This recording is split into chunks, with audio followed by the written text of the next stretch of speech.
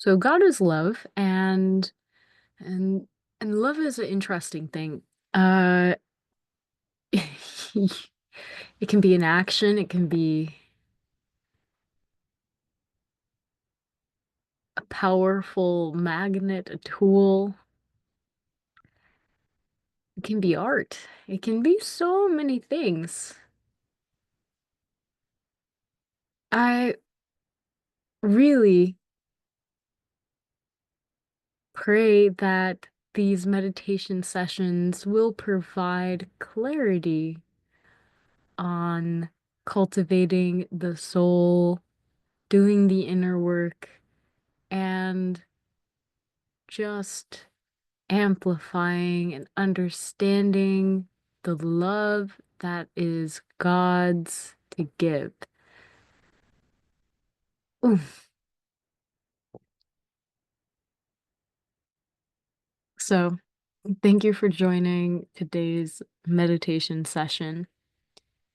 This first session is going to be diving into an area I like to call the soul root earth star. This energy is a combination of the earth star, soul star, and root. When we dive into a foundation made from these energies, we can see a strong grounding sense coming from the presence of Earth's own heart and this connection to our own individual soul's tie to the Creator. Within that, there is a bridge, a root that strings the two along, providing nourishment to support the growth and the journey of this energy that is your being.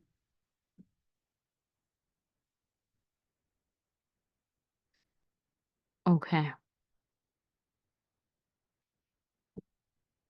So I pray that this session will assist us with the beautiful energy that is ours to experience and to feel in its entirety. The nourishment as well as the grounding necessary to get the most nourishment, really the most life out of life. So let's go over a few structures during the meditation sessions. I want to keep them as intuitive as possible, but I do understand that structures can really help with that creative process and flow. The intention is to heal the aspects of soul that seem to be at dis-ease within the flesh. I have a feeling that if we are able to do the internal work within ourselves, then our external will ripple in a positive, harmonious way. So that is the thesis, and this is the diving into the meditation now. Let's allow our breaths to exhale and soften and slow. How low can you go? How much can you actually let go? How deep can you greet that depth of your own flavor without getting grossed out? How low in the vibrational scale can you go before you become scared or fearful? Breathe with me. Really exhale and see if you can hold the exhale. As we take a moment and we breathe, we're just going to slowly grasp onto the breath and allow it to melt into the awareness. And I'm just gently rubbing my heart, awakening that bridging sensation. Exhale and inhale at your own time. So yeah, allow your breath to go back to normal. That one singular breath for me felt very powerful. And we're going to explore that idea of breathing out, exhaling, touching the deepest parts of ourselves, almost like an exercise, as if you're dipping down low and you're allowing yourself to then hold for just a minute before you inhale. You allow yourself to rise back up. You can feel the air entering your lungs, oxygen circulating through your body. You can allow yourself to breathe normally again. So initially, the the heart was our soul's root. I believe the connection of harmony as we were developing, it was vital that we were in harmony with the heart that was connected to ours. That's where we learned the rhythm of our being. And the root dove deeper into this, the sensations of the world. The world is such a interesting place where we get to see physical matter, we get to see sunlight, the elements play with each other. We get to play with this matter, and it is incredible. It is beautiful to see the natural world in its harmonious cycle unfolding before our eyes, like an icicle with just enough heat from the light that's hitting it to allow a small droplet of water to capture the loose crystals and fall from its grasps. How beautiful is it to be experiencing life with life? The earth is so graceful with its control of matter, with its rhythmic flow through time. It is so interesting because I was thinking how vain flowers are, how they bloom and they're beautiful. Everyone adores them, and then they petals fall and they wither, and sometimes a fruit, if pollinated, is produced. And so the flower's life lives on through the seeds within the fruit that is produced. So, is it really vain? When I think of vain, I think of this. Yeah, so vanity is going to come out in the conversation. That's really interesting. And it does tie with fear. So that's going to be interesting, the conversation that we'll dive into today.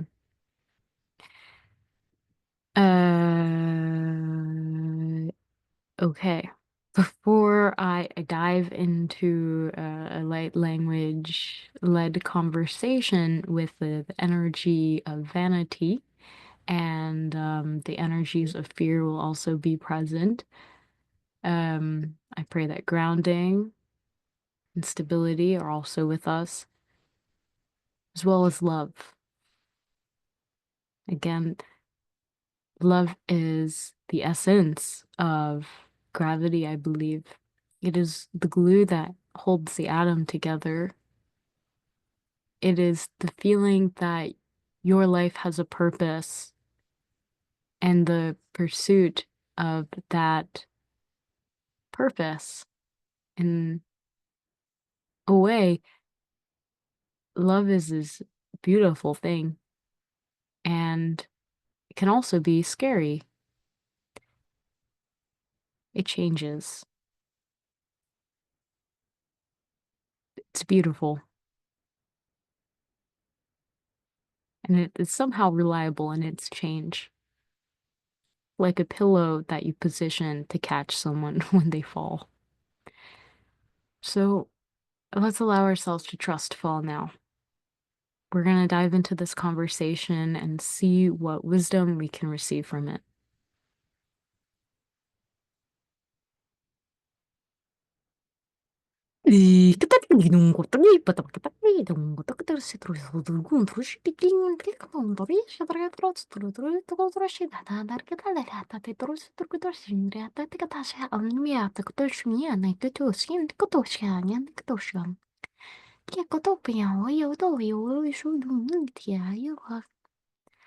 Oh, vanity, it has its own depth, as described with the flower, the fruit, and the seed.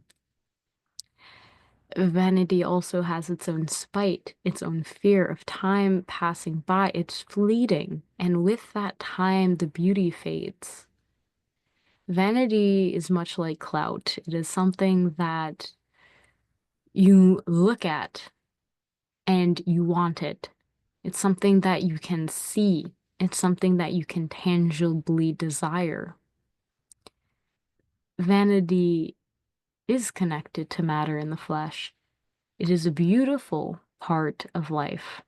It is the shiny object syndrome that seems to be a little rampant currently. But it is interesting how vanity plays a role now with going into the depths of our soul. Really, okay, let's go into the depths of our soul. Wow. I'm just gonna. Ooh, okay. Yeah. Yeah. Okay. Okay. Well, like we're going into the depths of the soul, and I'm also adjusting the camera. Ooh. Kataya to prosiłem popytałem. Like they ask, what was the purpose of changing the angles? That angle that I once had is now no longer. And that is the purpose of showing how it does not matter. That did not change anything. And that time is now gone. So let's move forward with some more discernment and regulation.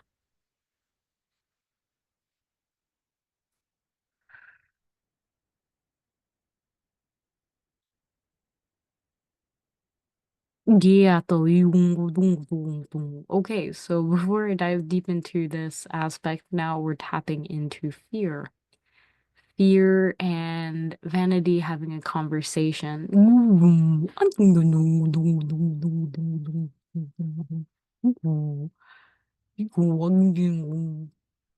Okay. They're like, oh, you gotta tell them everything? Yes, it does help for the narration. Thank you very much, Fear.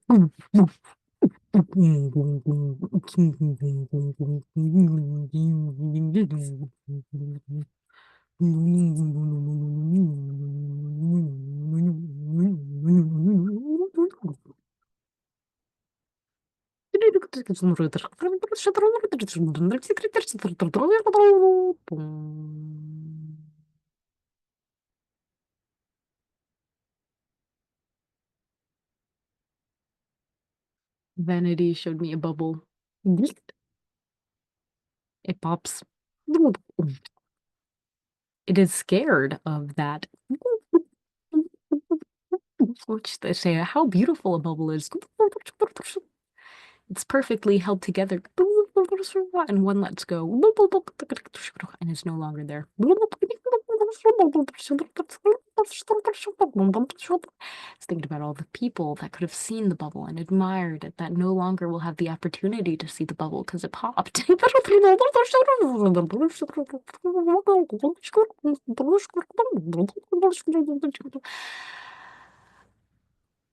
Ah, yes, take a moment to acknowledge the bubbles that may come up in your mind as we go through this exercise of identifying the main things in life. They say it's natural for you to admire them. It's a part of their purpose is that they to be admired by the eyes. And to invoke a sense of feeling of pride and joy. That is quite incredible. So, Then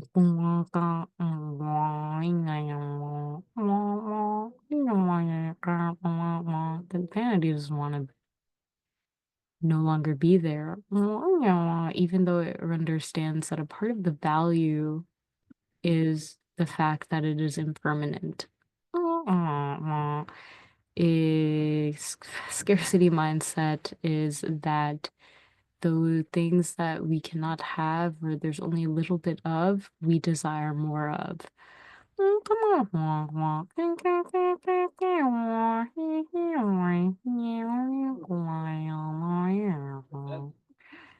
Yeah, so it feels like vanity wishes to be eternal, but also kind of wants to be this fleeting thing that everybody recollects on as amazing. So eternally amazing in memory. Yeah.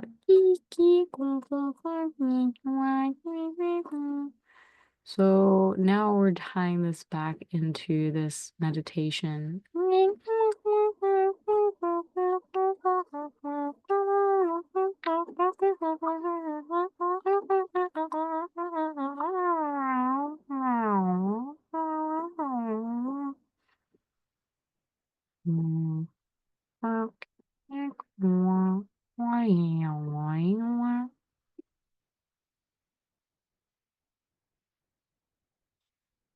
There is a promise Jesus made saying he would return to receive his bride, to fetch his bride. Many note that the bride he is referring to is supposedly the church. In this meditation, it is being made clear to me that the church, it begins from within, and the cultivation techniques and practices that one uses to maintain their spirit.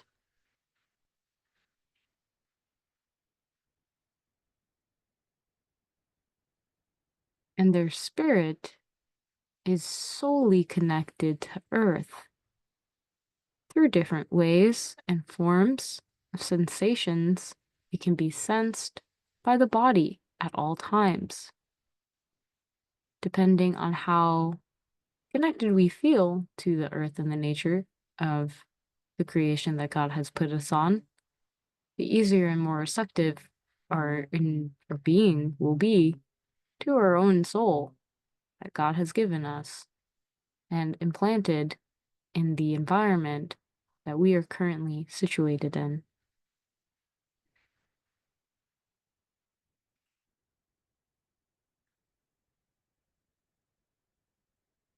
We're going to take a few breaths to allow ourselves to feel.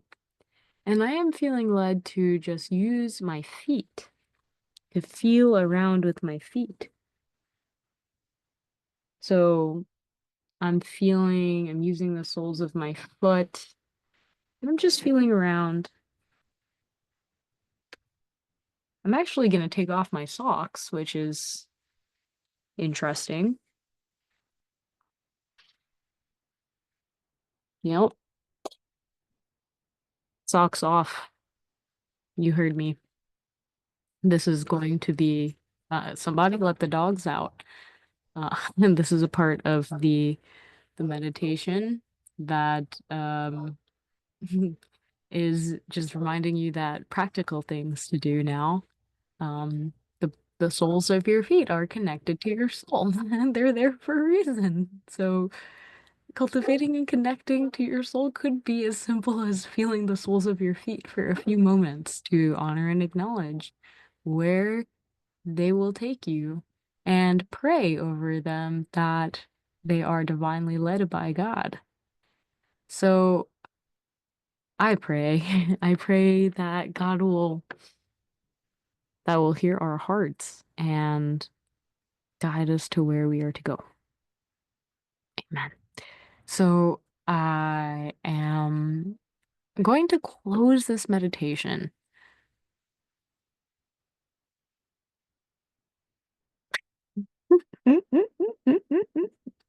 I just wanted to see who would close by me saying that.